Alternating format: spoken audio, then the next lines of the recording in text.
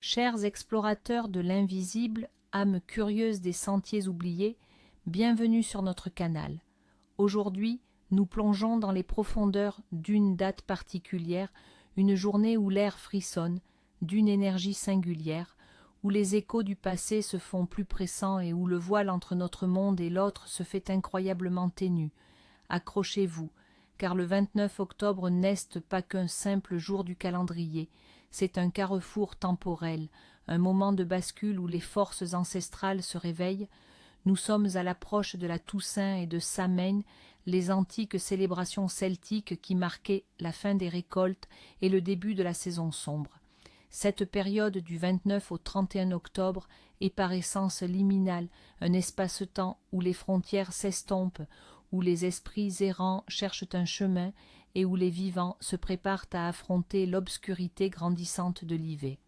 Ce jour-là, nos ancêtres observèrent le monde avec une vigilance accrue, car chaque souffle du vent, chaque ombre portée pouvait être un signe, un avertissement ou une bénédiction. C'est un jour où la prudence et le respect des traditions sont primordiaux pour naviguer entre les mondes. Dans le calendrier chrétien, le 29 octobre est souvent associé à la mémoire de figures saintes, dont saint Narcisse de Gérone, évêque martyrisé, et surtout, pour notre ancrage en terre française, saint Donatien et Rogatien. Ces deux frères, jeunes et ardents, furent les martyrs de Nantes, dont le courage et la foi inébranlables résonnent encore. Ils incarnent la force de l'esprit face à l'adversité, un thème puissant en cette période où les ténèbres semblent prendre le dessus. On se tourne vers eux pour la protection des familles, la force dans les épreuves, la persévérance de la foi et la guidance spirituelle. Mais sous ces couches de dévotion chrétienne subsistent des courants plus anciens, des réminiscences de cultes païens liés à la fin des récoltes, à la protection des foyers, contre les rigueurs de l'hiver et contre les entités venues de l'autre monde, profitant de la brèche ouverte. L'histoire de saint Donatien et Rogatien est un récit qui traverse les âges, un témoignage poignant d'une époque où la foi était mise à rude épreuve. Imaginez, nous sommes au IIIe siècle, à Nantes, alors Condé-Vicnum, sous le règne de l'empereur Maximien Hercule. Deux frères, Donatien et Rogatien, vivent dans cette cité romaine.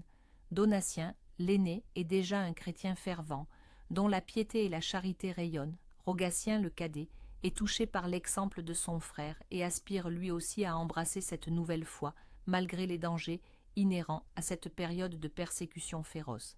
La rumeur de leur conversion, et surtout de leur refus de sacrifier aux dieux romains, parvient aux oreilles du proconsul. Un jour fatidique, Donatien est arrêté. Rogatien, sans hésitation, se précipite pour partager le sort de son frère.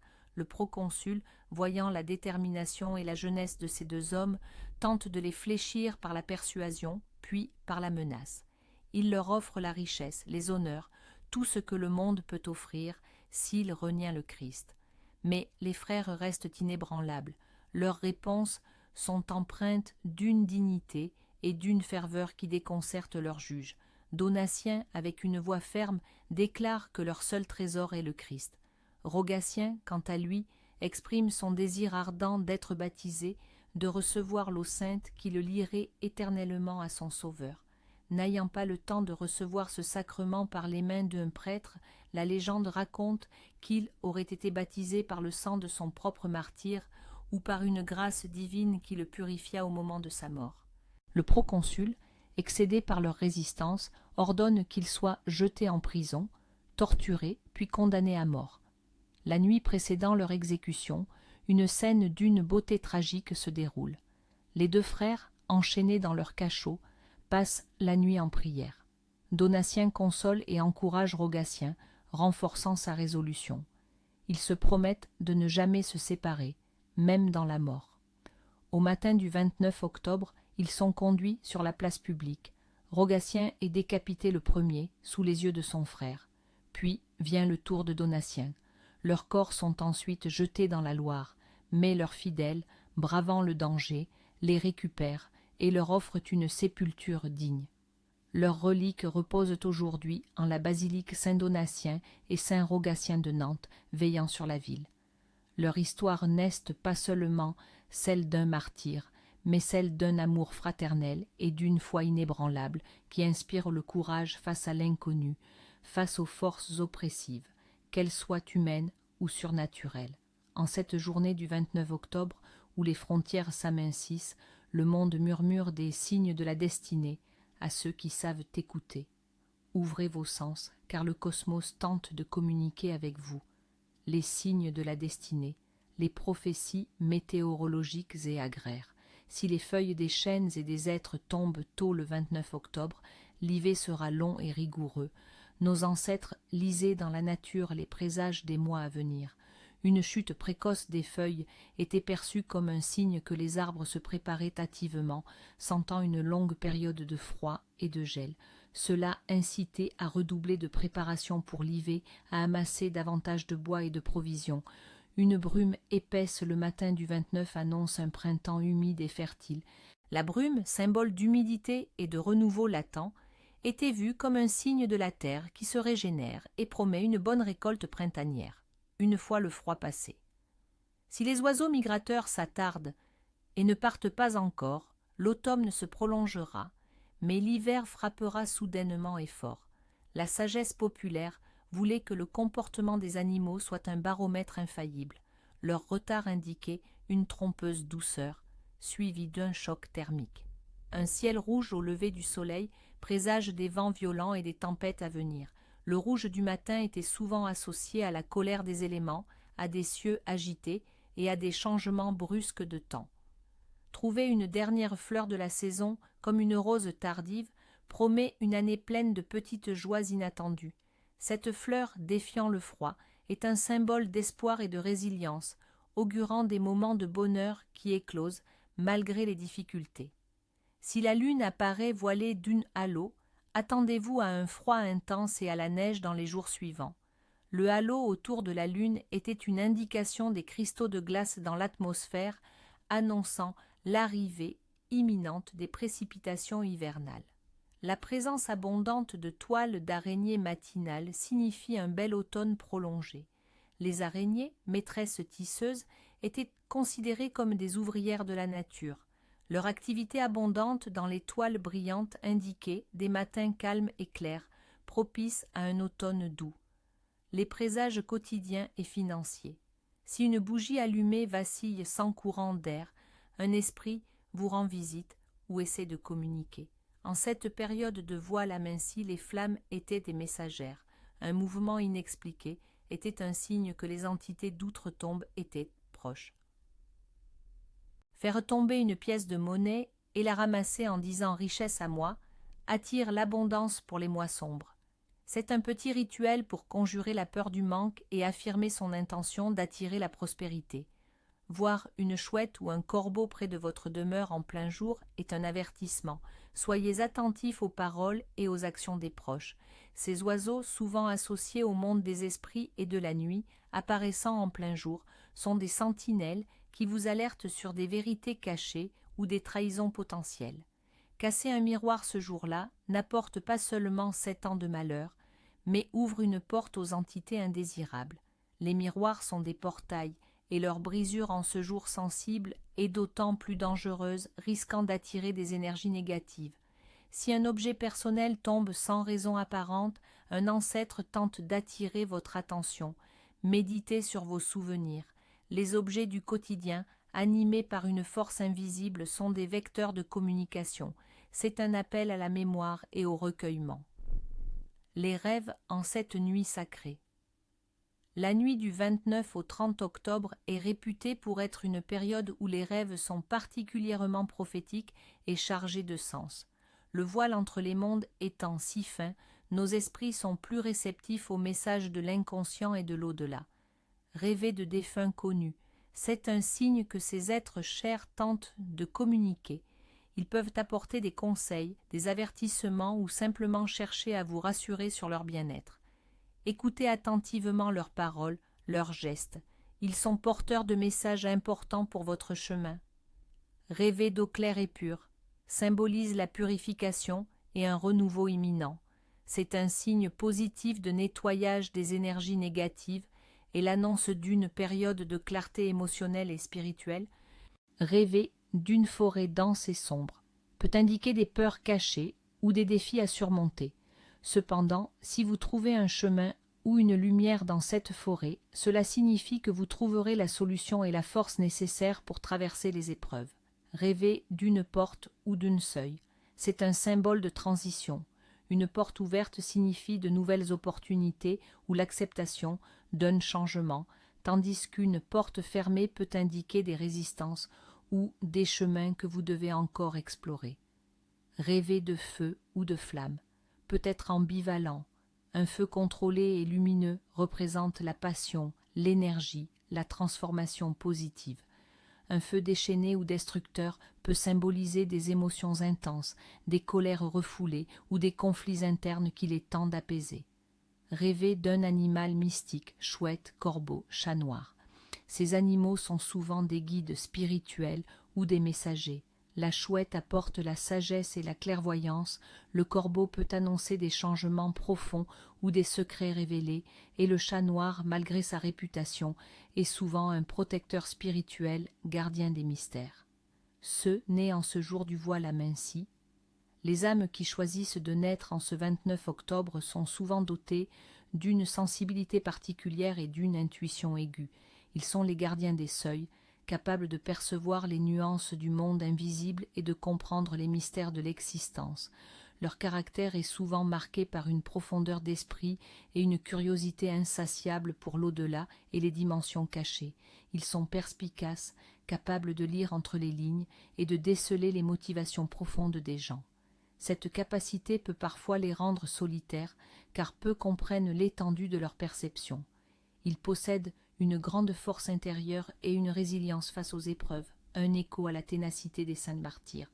Leur destin est souvent teinté de spiritualité, de créativité ou d'un engagement profond dans des causes humanitaires. Ils peuvent être des artistes inspirés, des guérisseurs, des chercheurs ou des philosophes. Leur vie sera jalonnée de rencontres significatives et d'expériences transformatrices.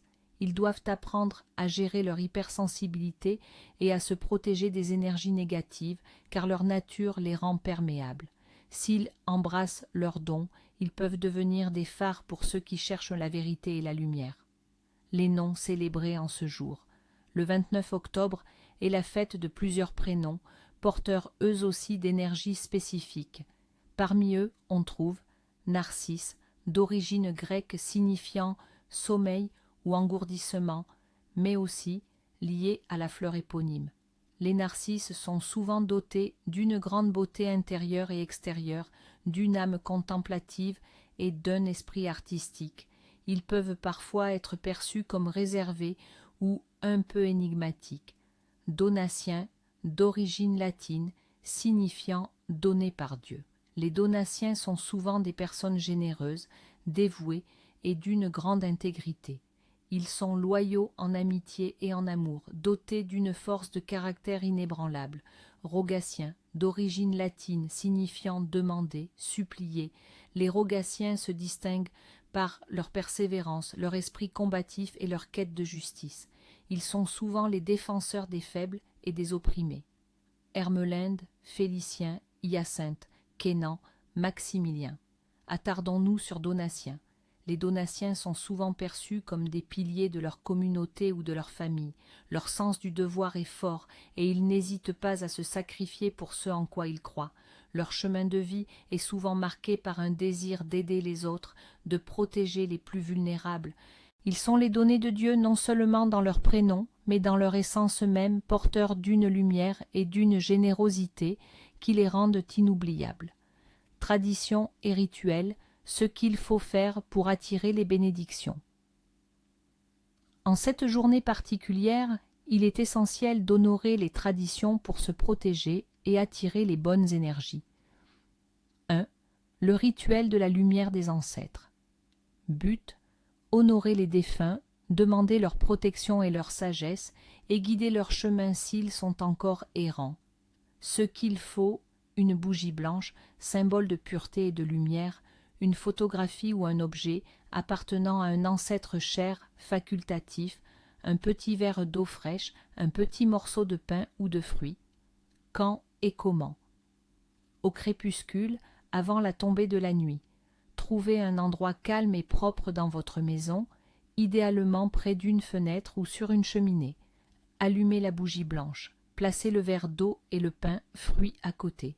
Concentrez-vous sur la flamme et prononcez ces mots avec sincérité et respect. Ancêtre de mon sang, esprit bienveillant, je vous honore en cette nuit où les mondes se touchent. Par cette lumière je guide votre chemin. Par cette eau je rafraîchis votre repos. Par ce pain je nourris votre âme. Veillez sur moi et les miens, protégez notre foyer et éclairez nos pas. Que votre sagesse nous accompagne. Après le rituel, laissez la bougie brûler en toute sécurité, sous surveillance, ou jusqu'à ce qu'elle s'éteigne d'elle-même.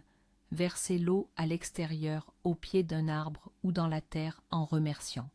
Le pain ou le fruit peut être laissé pour les oiseaux ou la nature. 2. Le scellement du foyer contre les mauvais esprits. But, créer une barrière protectrice autour de votre maison contre les énergies négatives et les entités malveillantes qui pourraient tenter de s'introduire en cette période. De ce qu'il faut, du sel de mer, purifiant, quelques feuilles de laurier séchées, protection, bannissement, un petit sachet en tissu rouge ou une petite coupelle, quand et comment, durant la journée. Prenez une poignée de sel de mer et mélangez-y quelques feuilles de laurier écrasées. Marchez autour de votre maison en commençant par la porte d'entrée dans le sens des aiguilles d'une montre. À chaque coin de la maison et devant chaque porte et fenêtre, jetez une pincée du mélange en visualisant une barrière lumineuse et impénétrable. Concentrez-vous sur l'intention de protéger votre foyer. Prononcez à chaque jet, par le sel et par le laurier, toute malveillance est bannie, tout esprit indésirable est repoussé, que ce foyer soit sacré et protégé, maintenant et toujours. Après le rituel, placez une petite coupelle de ce mélange de sel et de laurier derrière la porte d'entrée et sous l'évier pour une protection continue. Renouvelez ce mélange à chaque Samin ou Toussaint. 3. Le rituel de préparation pour l'hiver et la prospérité. But, assurer la bonne fortune, la chaleur et l'abondance pour les mois d'hiver à venir en honorant l'esprit de la terre. Ce qu'il faut, 3 glands, symbole de force et de longévité, 3 pièces de monnaie de faible valeur, symbole de prospérité, un ruban vert, symbole de croissance et d'abondance, un petit pot de terre ou un coin de jardin. Quand et comment? En fin d'après-midi, juste avant que le soleil ne commence à descendre. Prenez les glands et les pièces. Attachez-les ensemble avec le ruban vert. Creusez un petit trou dans votre jardin ou dans un pot de terre. Déposez-y les glands et les pièces, puis recouvrez-les de terre. Pendant que vous faites cela, visualisez votre foyer rempli de chaleur, de nourriture et d'abondance durant l'hiver. Prononcez ces mots avec gratitude. Esprit de la terre, en cette fin de saison, je te remercie pour tes dons. Je plante ici les graines de l'abondance et de la force. Protège mon foyer du froid et de la faim. Que la prospérité nous accompagne jusqu'au retour de la lumière. Après le rituel, laissez ce petit dépôt en paix. Il agira comme un talisman pour l'hiver. 4. Les traditions culinaires du jour. En cette période de transition, la cuisine se tourne vers des mets réconfortants et nourrissants, préparant les corps et les esprits à l'hiver. Plats de saison. Les soupes épaisses pots à base de légumes racines, citrouilles, carottes, panais, pommes de terre sont de rigueur. Elles réchauffent et apportent l'énergie nécessaire. La courge, symbole de l'abondance et de la fertilité, est particulièrement prisée. Pommes, fruit emblématique de l'automne, les pommes sont consommées sous toutes leurs formes, compotes, tartes aux pommes, pommes au four. Elles sont associées à la connaissance et à la fertilité. Noix et châtaignes, fruits secs ramassés pendant l'automne, ils sont roboratifs et symbolisent la prévoyance et la richesse cachée. On les grille au feu de bois ou on les intègre dans des plats. Le pain des morts. Dans certaines régions, on prépare un pain spécial, parfois sucré, ou des gâteaux de semoule que l'on partage avec la famille et que l'on peut laisser sur les tombes ou sur l'autel des ancêtres comme offrande. Vin nouveau et cidre. La fin des vendanges est célébrée. Le vin nouveau ou le cidre frais sont consommés pour célébrer la générosité de la terre et le fruit du travail. les grands interdits du jour, ce qu'il ne faut absolument pas faire. Le 29 octobre, avec son voile aminci et ses énergies fluctuantes, est un jour où les actions ont des répercussions amplifiées. Ignorer ces interdits, c'est s'exposer aux caprices des esprits et au malheur. 1. Ne jamais se quereller ou garder rancune. Pourquoi ? Les disputes et la colère créent des fissures énergétiques dans le foyer et dans l'aura personnelle. En cette période où les esprits sont plus proches, ces brèches attirent les entités négatives qui se nourrissent des discordes. La rancune, quant à elle, lie l'âme à des énergies sombres qui peuvent s'ancrer profondément. Conséquence, vous pourriez attirer des esprits perturbateurs dans votre maison, provoquer des malentendus persistants au sein de la famille et même subir des maladies ou des malchances causées par cette accumulation d'énergie négative. Il est dit que les esprits malveillants peuvent amplifier les conflits déjà existants. 2.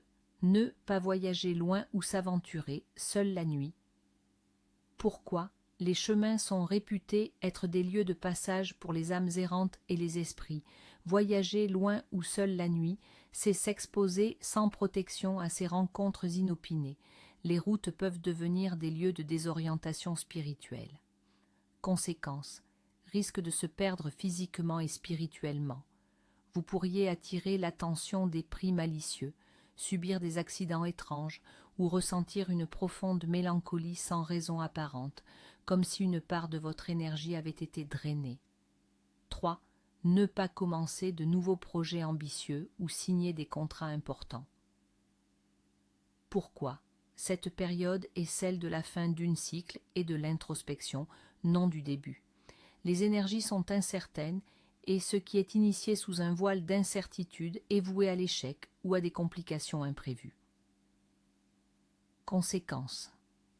Vos projets pourraient rencontrer des obstacles insurmontables, vos contrats pourraient se retourner contre vous, entraînant des pertes financières ou des déceptions professionnelles amères. Le sort de ces initiatives serait voilé, sans clarté ni prospérité. 4. Ne pas laisser de fenêtres ou portes ouvertes après le crépuscule. Béton, pourquoi ? Les ouvertures de votre maison sont des portails. En cette nuit du voile aminci, elles peuvent servir de point d'entrée aux esprits errants, aux entités curieuses ou même malveillantes qui cherchent un refuge ou un moyen d'interagir avec le monde des vivants. Conséquence. Vous risquez de ressentir une présence froide et inexpliquée dans votre maison, d'entendre des bruits étranges, de voir des objets se déplacer ou de subir un sentiment général de malaise et d'insécurité. 5. Ne pas parler en mal des défunts ou des esprits. Pourquoi ? En cette période où la frontière entre les mondes est ténue, les esprits des morts sont particulièrement sensibles aux paroles des vivants. Critiquer ou insulter un défunt, c'est non seulement manquer de respect, mais aussi risquer d'attirer sa colère ou son mécontentement. Conséquence, des cauchemars récurrents, des manifestations inexplicables dans votre environnement ou une série de malchances pouvant être attribuées à l'esprit offensé. Il est vital de maintenir un respect sacré pour les morts. 6. Ne pas balayer ou nettoyer le sol après le coucher du soleil. Pourquoi ? Balayer après la tombée de la nuit, surtout en cette période, est censé balayer la chance et la prospérité hors de la maison. C'est comme chasser les bénédictions qui pourraient essayer d'entrer ou de s'installer. Conséquence, une période de difficultés financières, de pertes inattendues ou de stagnation générale dans votre vie. La maison pourrait être perçue comme un lieu inhospitalier pour les bonnes énergies. 7. Ne pas refuser l'aide à un mendiant ou un déshérité. Pourquoi ?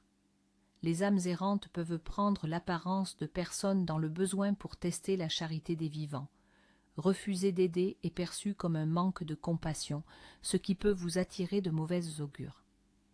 Tompantard. Conséquence. Un cycle de malchance, de pauvreté ou d'isolement social. La générosité est une clé pour ouvrir les portes de la fortune et de la protection spirituelle. 8. Ne pas jeter les cendres de la cheminée ou l'eau usée après le crépuscule. Pourquoi ? Les cendres du foyer sont considérées comme sacrées, porteuses de la chaleur et de la protection du foyer. Les jeter la nuit, c'est jeter une partie de l'âme de la maison. L'eau usée peut être un conduit pour les énergies négatives si elle est jetée sans intention. Conséquences: diminution de la protection du foyer, apportant le froid et la vulnérabilité aux maladies. La chance pourrait vous fuir et le foyer perdre de sa vitalité. 9. Évitez les jeux de hasard et les prêts d'argent importants. Pourquoi? Les énergies du 29 octobre sont trop volatiles pour les transactions financières risquées. Les jeux de hasard sont souvent vus comme des tentatives de manipulation du destin, ce qui est dangereux lorsque le voile est fin. Prêter de l'argent peut entraîner des pertes irréversibles. Conséquences: pertes financières importantes, malchance répétée au jeu ou des dettes qui ne seront jamais remboursées, vous laissant dans une position de vulnérabilité. 10. Ne pas laisser de vaisselle sale s'accumuler. Pourquoi? La vaisselle sale attire les énergies stagnantes et les esprits malicieux qui se complaisent dans le désordre et la négligence. C'est un signe de non-respect de l'abondance et du foyer. Conséquences: augmentation des disputes au sein de la famille, sentiment de fatigue constante et de lassitude. La maison pourrait être perçue comme sale énergétiquement, repoussant la bonne fortune. Le 29 octobre est bien plus qu'une simple date, c'est une porte entr'ouverte, un murmure du passé, une invitation à la prudence et au recueillement, que vous choisissiez d'honorer les saints, de sentir la présence des ancêtres, ou simplement de respecter les anciennes coutumes. Sachez que chaque geste, chaque pensée a un poids particulier en ce jour. Ouvrez votre cœur à la sagesse ancestrale et naviguez avec respect dans ces eaux mystérieuses. Que les lumières de la connaissance éclairent toujours votre chemin et que la protection des anciens veille sur vous. À bientôt pour de nouvelles explorations des mystères du monde.